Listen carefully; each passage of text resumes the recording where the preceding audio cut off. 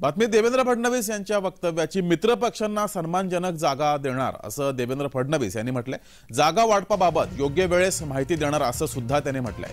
उपमुख्यमंत्री देवेंद्र फडणवीस यांनी जागा वाटपासंदर्भात प्रतिक्रिया दिली आहे। आपण पहिल्या यादीच्या वेळेस बघितलं असेल इथे अलायन्सेस आहेत, त्या ठिकाणची नावं पहिल्या यादीत आली नाही।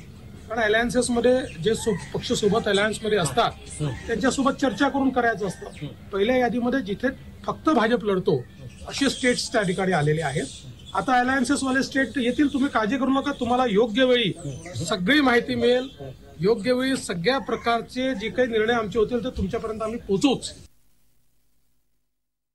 जागा वाटप जवळपास नक्की झाले। भाजपा 30 जागांवर लढणार आहे, शिवसेना 10 आणि राष्ट्रवादी 8 जागा लढेल अशी विश्वसनीय सूत्रांनी जय महाराष्ट्र वृत्तवाहिनीला माहिती दिली आहे। तर महायुतीचा जागा वाटप जवळपास नक्की झाले।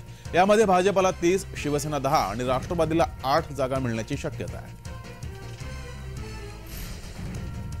योग्य वेळी सगळ्या प्रकारचे जे काही निर्णय आमचे होतील ते तुमच्यापर्यंत आम्ही पोहोचूच। आणि खूप महाराष्ट्रातील तुमचे जे मित्रपक्ष आहेत त्यांना एक डिजिट उमेदवार मिळणार। हे खरं म्हणजे ही पतंगबाजी आहे। एक डिजिट मिळणार आणि अर्धेच मिळणार आणि एवढेच मिळणार। मला असं वाटतं की अशा प्रकारे पतंगबाजी करणं अतिशय अयोग्य आहे।